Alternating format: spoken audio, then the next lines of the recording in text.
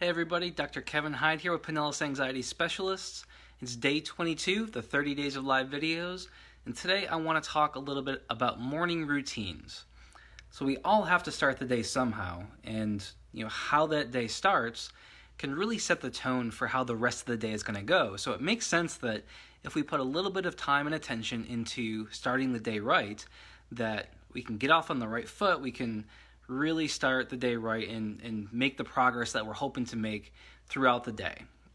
And so I think it's important just to spend a few minutes to talk about that so you can prepare yourself and hopefully make some small changes that will lead to big things, big improvements in your mood and your stress levels and things like that as you go throughout your days. So morning routines, when we hear about these famous people, a lot of times we hear about their morning routines. Ben Franklin had a famous morning routine, Barack Obama, Oprah Winfrey, Steve Jobs. So many successful people have certain ways that they start their day that get them ready to take on all the challenges that every day brings. And I really like something that Hal Elrod, who's an author who wrote The Miracle Morning, he was going through a bunch of depression, anxiety, seeing that he was not as successful as he wanted to be. And so he did a lot of research into how he could change that. And so he started looking into what these people who are really successful, who are famous, what they've done to try and overcome those obstacles. And one of the things he came upon was there was these key things that they did each morning that seemed to help people get started. And so what he found was that there were 6 things that kept coming up. Silence, affirmations, visualizations, exercise, reading, and scribing. So SAVERS is the acronym that he uses to describe how he starts his mornings now. And so I'll go into them in a little more detail, but I want to talk a little bit about how he does this. So he has found that these people would have maybe 1 or 2 of these key pieces that they would use in their mornings, and he's like, hey, if 1 or 2 of these things are working for these people, why don't I just do all of them? So every morning, Hal Elrod spends an hour to an hour and a half of his time doing all 6 of those things that I mentioned. And so I just want to point out that you don't need to do all 6 of those things. And I would actually discourage you from trying to start out doing all 6 of those things, because that's just a recipe for failure. We know that we need to start with small chunks, make small changes that we can sustain, and then build off of that success when we're trying to make those changes. All right, so I'll go into a little more detail about SAVERS and how you can use those and maybe picking 1 or 2 of those that you want to work in yourself. So silence. What he means by that is starting the day with meditation or prayer. And so again, that's going to be different based on your interests, your faith. We do know that mindfulness meditation, as I've talked about previously, has been shown to create changes in your brain, positive changes that are really long-lasting. And so that's one way that I like to start my day. And for that, if you just want to spend 5 minutes, in prayer with whatever it is that you believe, or just doing that mindfulness meditation, that's a great thing to work into your morning. Okay, so that's silence. Affirmations are just taking some time to think about positive things, positive statements to tell yourself. A lot of times our mind focuses on negative things, and it's easy to get into that trap. So during your affirmation time, you just want to spend a few minutes saying some things about yourself, that you're smart, that you are successful, that you're going to accomplish these goals today. Any of those positive things, just to start your mind off of the day in that positive mindset. So silence, affirmations, visualization is next. So this is where you want to have a quiet space where you can close your eyes and truly visualize yourself succeeding at all the things that you want to achieve that day.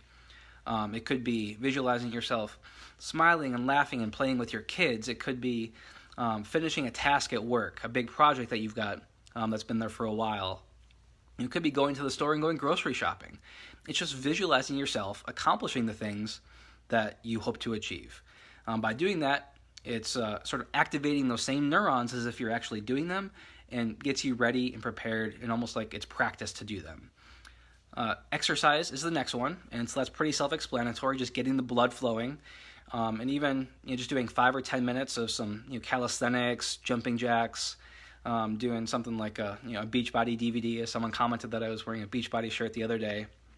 If you can do that just to get the blood pumping, That's a really good way to help you wake up and start the day off right.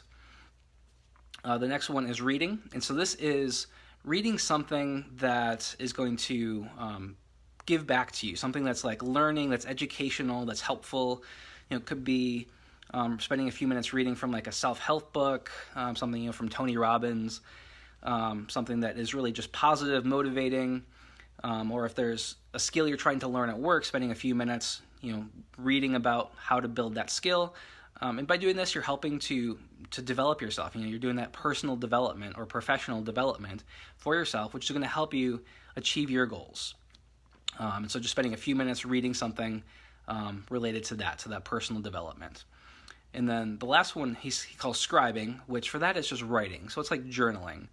So this would be writing down any thoughts, any emotions that you're having, things that keep popping into your mind, things that you want to remember for the day, just anything really that pops into your mind. You can use this in any number of ways. For this, it could be people that actually want to write books, or they're working on doing a writing project at work, spending a few minutes just doing writing, putting things down on paper. And so that is the SAVERS acronym. So silence, affirmations, visualization, exercise, reading, and scribing. And so, as I said, if you just find one or two of those that you can spend maybe 5 or 10 minutes in the morning doing, just see what that does for you. See how that changes your morning. Because so many times, especially if we have kids, we end up being woken up by our kids, and it's not being woken up on our own terms, right? We immediately have to jump into helping other people. So it's really helpful if you're able to try and work that your wake-up time a few minutes earlier, so that you can wake up on your own terms and you can do something for yourself. Get your day started when you're centered, when you're focused, doing some of that self-care. Any of these things will qualify for self-care activities. So doing this is doing something for yourself that allows you to be more present, focused, organized as you go throughout your day, which will then hopefully reduce your stress, your anxiety, depression, whatever it is.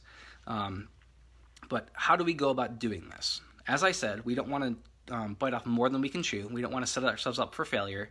You want to pick just one or two of those things. Another part of it is really that morning prep starts the night before. If you can spend 5 minutes before you go to bed, maybe setting out coffee, so getting the coffee pot set up, putting on the automatic timer so it's ready to go when you get out there. It could be laying out the clothes that you want to wear, like if you are wanting to start an exercise routine in the morning. If you give yourself the opportunity to skip out of it, chances are you will. But if you have those clothes laid out, you got your shoes ready, your water's there are fewer opportunities for you to back out from it. So that preparation the night before is key.